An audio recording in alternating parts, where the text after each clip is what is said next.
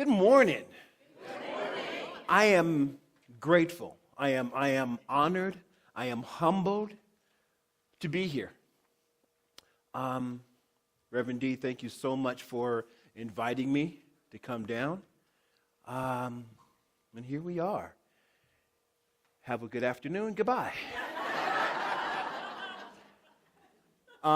So I understand that Reverend Darlene had mentioned that we're going to have fun and laughter, and I'm really a serious man, so there will be none of that. But I do want to say, again, thank you for opening up your hearts and opening up your doors in your home to allow me to do what I love doing, and that's being with you. Welcome from home office for the Centers for Spiritual Living. One of the things that I know is that we are one center, we are one church with many locations. And this is a beautiful location here at High Desert. So, my brother Bruce mentioned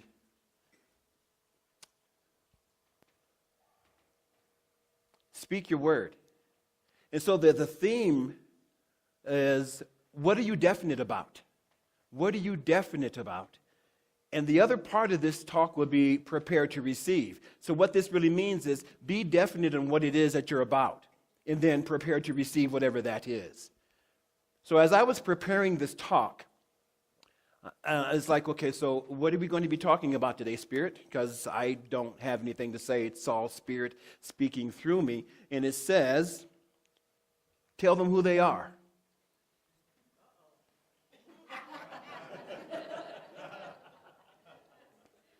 Reverend D and I sat and watched a movie last night called I Am, and I've seen it once or twice. No, last night was the second time, and it had such a very profound effect on me. Do you know who you are? Oh, okay, I need to set some rules up real fast. So I love my voice, but I don't want to hear just me. So when I ask a question, it's not a rhetorical question. You can answer it, really. Do you know who you are? Who are you? I am me. I am me. I like that one. So I'm going to be reading taking passages from a couple of sources. One is the Science of Mind text by Dr. Ernest Holmes, and the other one is from the scriptures of the Bible, because that's just how we're going to do it today. So in Psalms, it says, I have said you are gods. All of you are children of the Most High. And in Genesis 1:26 and 7, sounds like an old Baptist church, huh? Here's the thing, is that I come from a long line of ministers and preachers, so 20 minutes is only the introduction. But I'll try to get past that as well. In Genesis, it says, and God said, let us make man in our image after our likeness, and let them have dominion. I love this. Let them have dominion over the fish of the sea, and over the fowl of the air, and over the cattle, and over all the wild beasts of the earth, and over every creeping, not creepy, but over creeping thing that creeps upon the earth. So God created man in his own image. In the image of God, he created him. Ladies, that means mankind. Love this. God created man in his image. In the image of God, he created him. Male and female, he created them. Now, Dr. Holmes goes on to say, man is made out of life. As effect must partake of the nature of its cause, so man must partake of the divine nature from which he springs. So our nature, ladies and gentlemen, boys and girls, is divine. So who are you? You are the divine emanation of God. Now, there may be some of you in the audience here that may have where the word God may hit a trigger, and that's okay. That's okay. Use something else. In one of Dr. Holmes' talks called Live Again, he speaks of a story, or he tells of an experience that he had at one of his talks where a woman came to him and said, my husband allows me to come, to hear you. That tells you right away what time frame that we're in. My husband allows me to come. And my husband wanted me to tell you that you would probably get more followers if you didn't use the word God.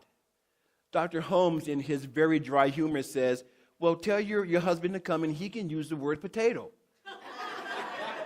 We know what we're talking about.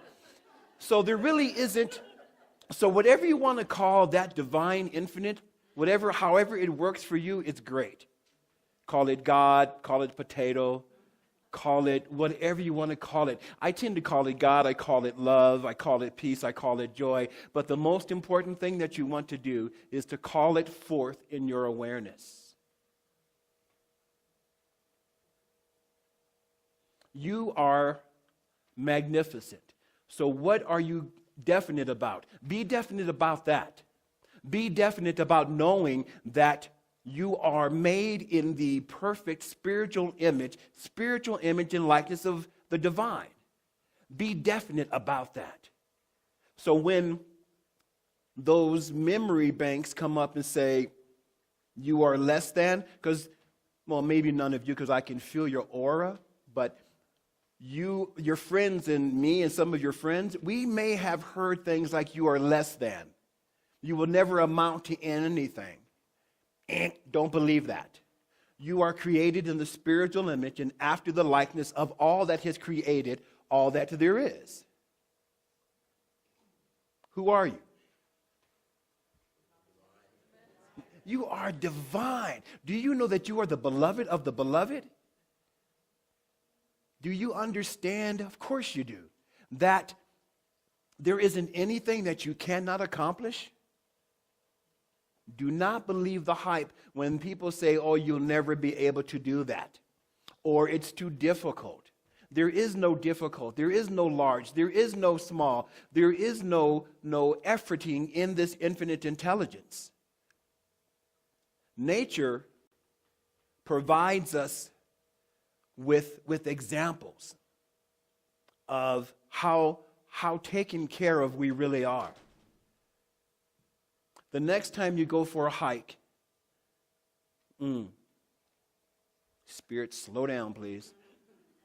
The next time you go for a hike, take a breath. Stop and take a breath and connect with whatever beauty that you see, because there is never any separation. That same power in presence that has created you is that same power in presence that has created the trees, the birds, the sky, and we are all one. There is no separation.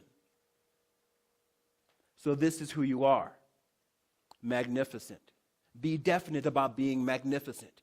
Be definite about being in joy. Be definite about being abundant, no matter what the appearances are. What was that, Spirit? Oh, remind them where they are. Okay. Actually, that's in my note. Highlight it. Whoa. Excuse me.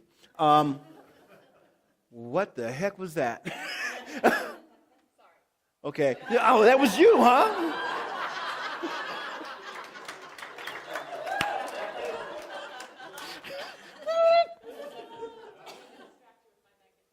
There you go. Oh. Where are we? We are surrounded by an infinite intelligence.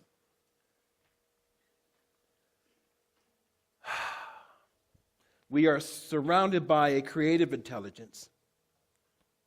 Dr. Holmes says, all men seek some relationship to the universal mind, the oversoul, or the eternal spirit, which we call God. That we are living in a spiritual universe, which includes the material or physical universe, has been a conclusion of the deepest thinkers of every age. that this spiritual universe must be one of pure intelligence and perfect life, dominated by love, by reason, by power to create, seems an inevitable conclusion. I love that part of the line. That this spiritual universe must be one of pure intelligence and perfect life, dominated by love, by reason, and by the power to create, seems an inevitable conclusion. Dominated by love. In the movie that we were watching last night, I Am, the conclusion basically was this, is that everything comes from love. I had an experience when I moved from LA to the mountains of Denver. I moved into this cabin, gorgeous place, wherein I can watch a car drive by maybe once every hour. No lights, no paved roads. It was great. And I had this presence of mind to get still and ask the question, what is it that breathes me? I want to find out what is it that breathes this breath.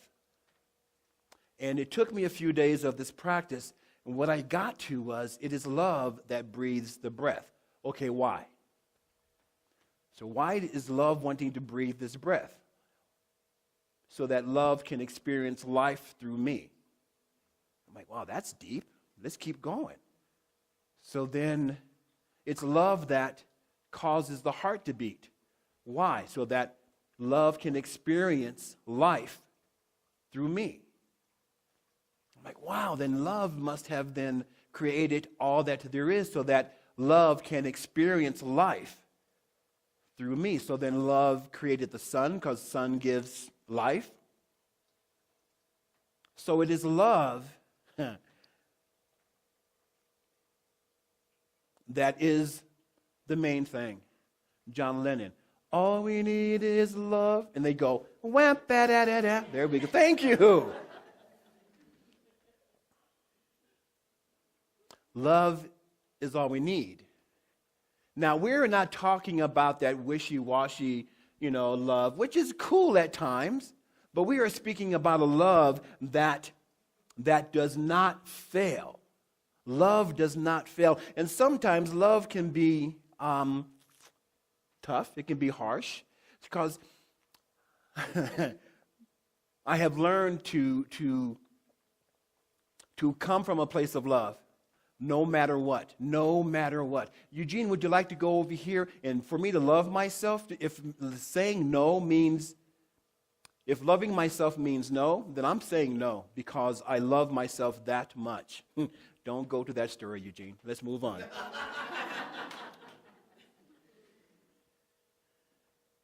Dr. Holmes goes on to say, there is a power in the universe that honors our faith in it.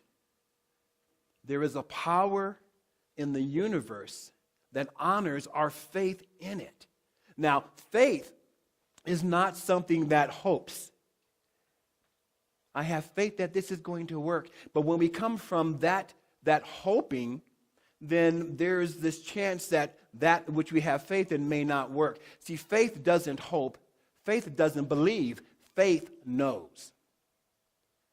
So be definite about your faith. So when we hear today, when Bruce says, speak your word and then be ready to receive it, but speak your word definitely. Definitely.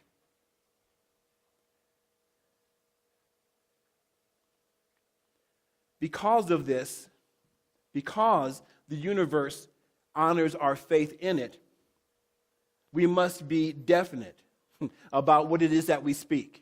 And have faith. Oh man, when you began to play your music, or when you first realized that you were an artist, yes. When you first realized, oh wait a minute, I have to stay over here because of the camera. Did you have any doubt?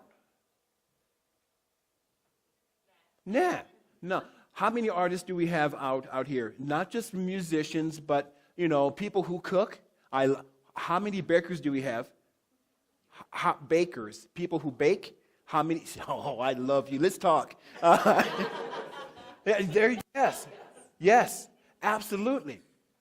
When you are preparing your work of love, do you have any doubts that this is going to come out exactly the way you want? Now, I know that there are times when there are mistakes that are made, but in most cases, you have no doubt that this is going to be delicious, correct? Absolutely. Any painters out there? Yes. What don't you do? Just kidding. She's raising her hand.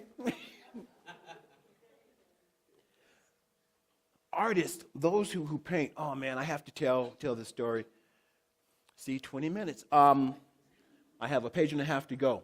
My son, my beautiful 23-year-old son, has moved out to Denver. And I'm not going to tell the whole story, but there's a part of his life. Tyler is he grafts. What that means is he is a graffiti artist. So upon hearing that, you go, which is what I did until I began watching him talk to me about what he sees. And we're in my house, and has an imaginary can in his hand, and he's talking about the letters. I'm not watching what he's doing. I'm watching his eyes. I'm watching his face. And he sees exactly what he wants to do. He sees it to the point I'm going, this is this young man's art. But he doesn't want to go out to do it because, in most places, where he came from in L.A., that is against the law, and there's a real big thing about it. And they go to jail the whole shot. And I'm like, Tyler, don't do this here. And I'm trying not to suppress his art because I can see that he's passionate about it. He finds a guy and he finds a spot where he can do his work, and he just did this 2 days ago, and he took a picture of this. This young kid is talented. His artwork is freaking amazing. To the point I'm saying, son, we have to find a way for you to do this because this is his artwork. There's a saying that I'm sure a lot of you have heard is, do not go to the grave with your song unsung. Be definite about what you want to do. Dr. Holmes says, get some degree of real conviction and stay with it. The cosmic mind is neither wishy-washy nor willy-nilly. It is positive and certain of its positive and certain of itself, and it is sure of the outcome. People, you cannot fail. You cannot fail. You cannot fail. Okay, let me say this again. You cannot fail. The only reason why people, well, not you, but me and some of your friends, the only reason why we may fail is because we are not definite. We may go, I want to do this, but, so we, not you, but me and some of your friends, I had to learn to get off my butt. I want to do this, but. I would love to be a speaker, but. That's a totally different talk, Eugene. But it all fits.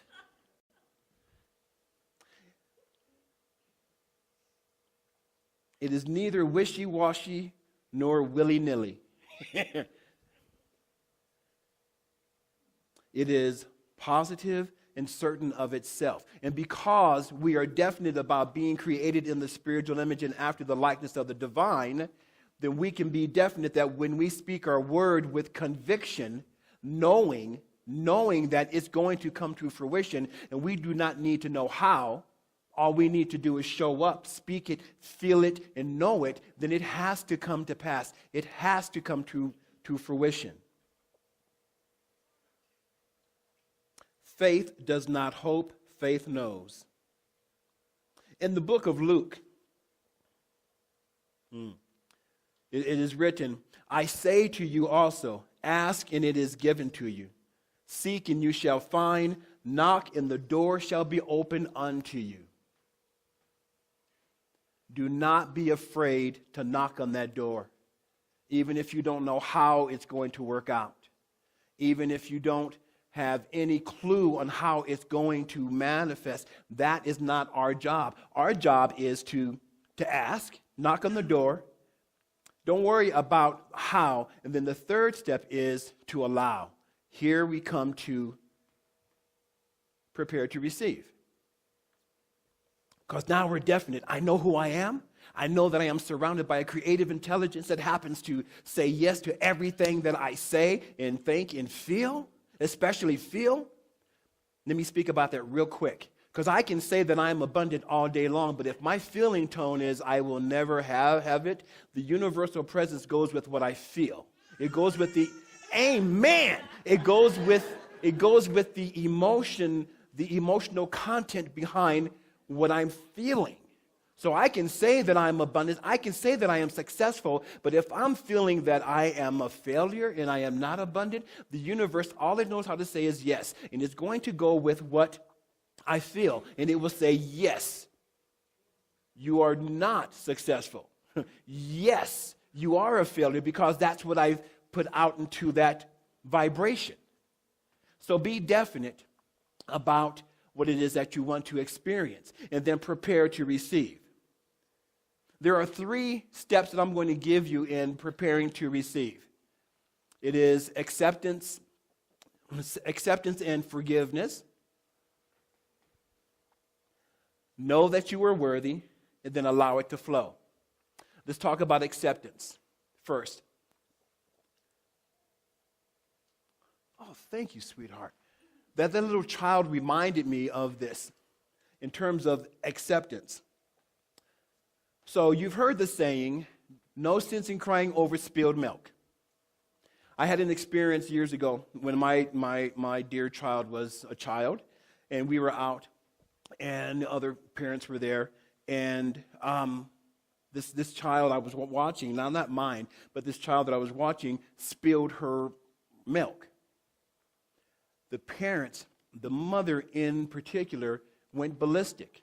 The child was 3 years old, doing what a child of 3 does. It spills stuff. Right? Yeah. Amen. I still spill stuff. Amen. Oops. But the mother gets really upset about it. And I'm watching the parents, and she just could not accept the fact that this child spilled her milk.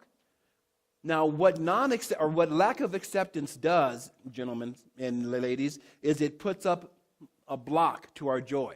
Because now I'm watching the child respond to her mother not accepting that she spilled the milk. So now the child's joy has just been shut down.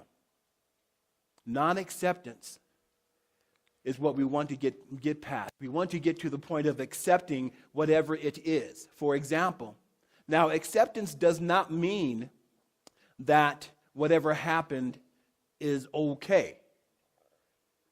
You get slapped in the face. Acceptance doesn't mean that, okay, I'm going to accept that, and it's okay that you hit me in the face. It doesn't mean that. All it means is that it happened. All it means is that it happened. So when that spouse of yours, or no, let's not go there. Let's say that you work in a place where the employer or the boss is just being what's your spiritual term for this, Eugene? A jerk. That was the kind spiritual term. Is being a jerk, and they're talking to you in a certain way, accept that that's how they're talking. That doesn't mean that you have to like it, but accept that it has gone on.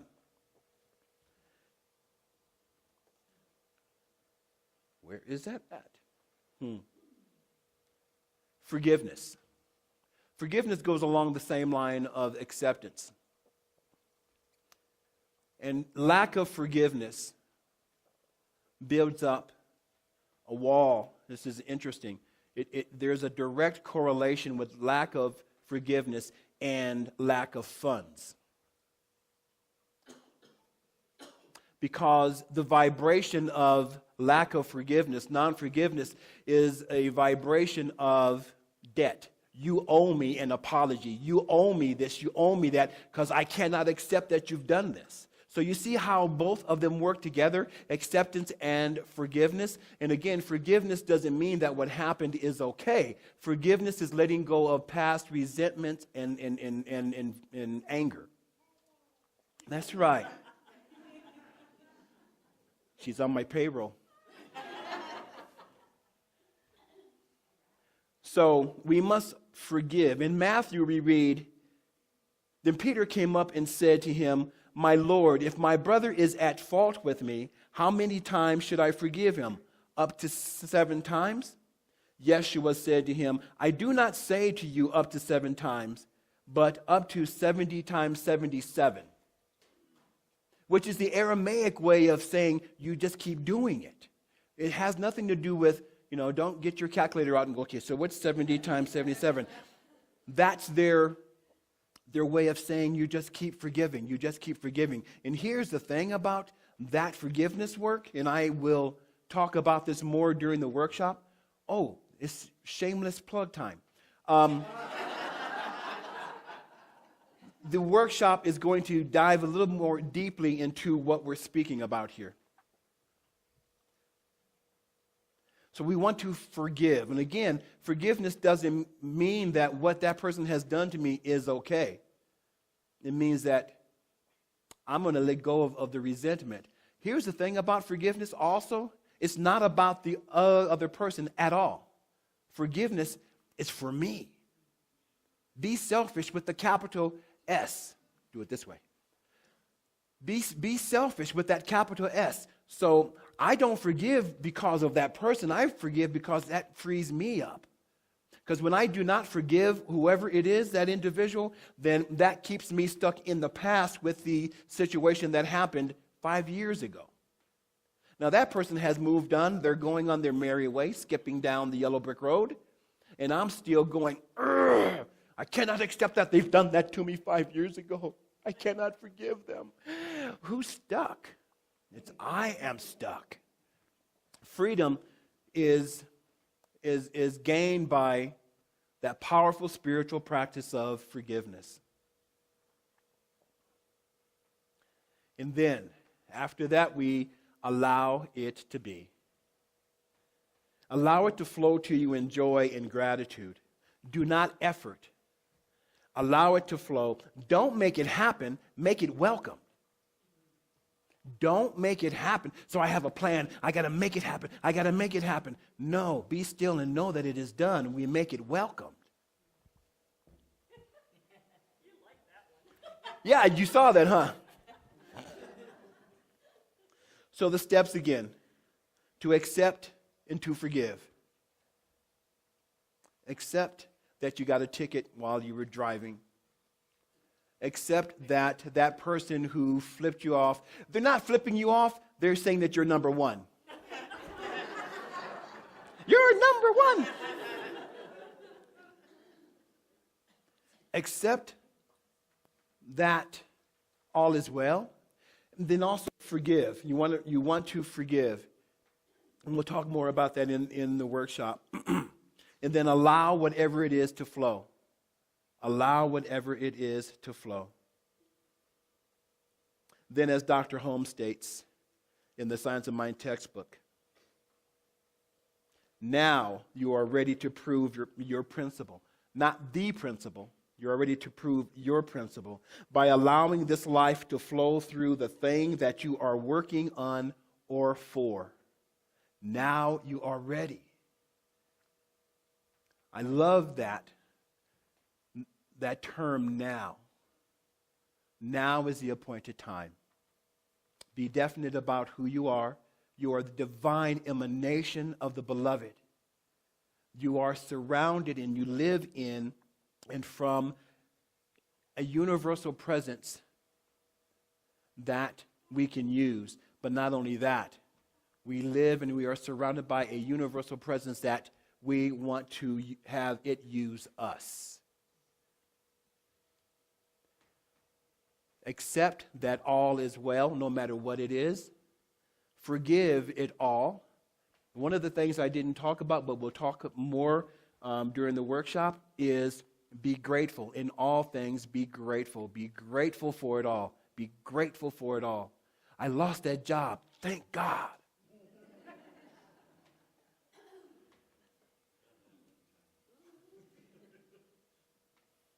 I could talk forever, and boy, how 20 minutes goes by.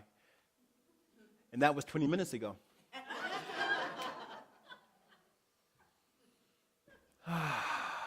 Take a breath.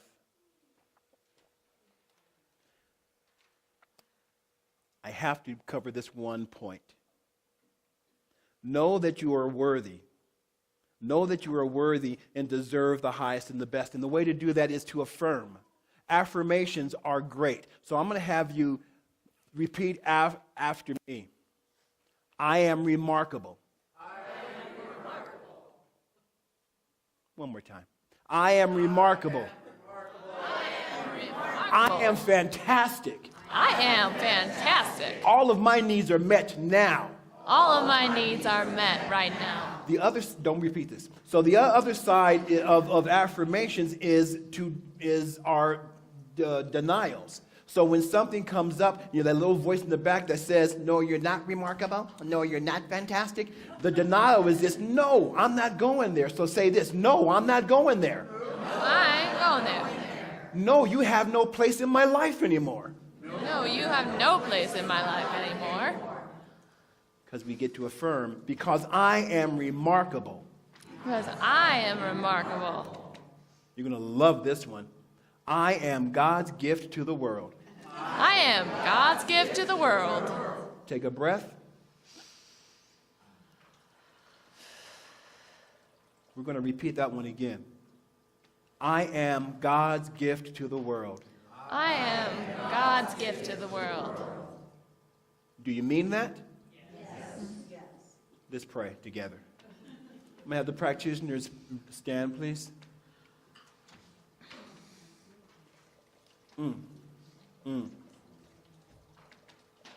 And so it is in this moment of being remarkable that I speak this word.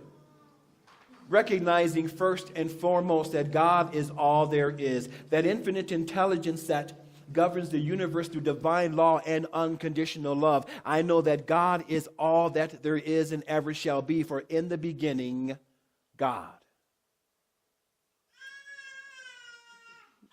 Yes! Woo! And so it is. Amen. And we'll keep going with this prayer, and I love that. And knowing that God is all there is, that infinite intelligence that creates and maintains all things and is everywhere present, I know that right where I am, God is revealing itself as the I am that I am. And as I know this to be the truth of my life, I know this to be the truth of each and every individualized perfection that are sitting in the sanctuary today. They're right where we all are. God is expressing itself divinely and beautifully and magnificently in, through, and as each and every one of us.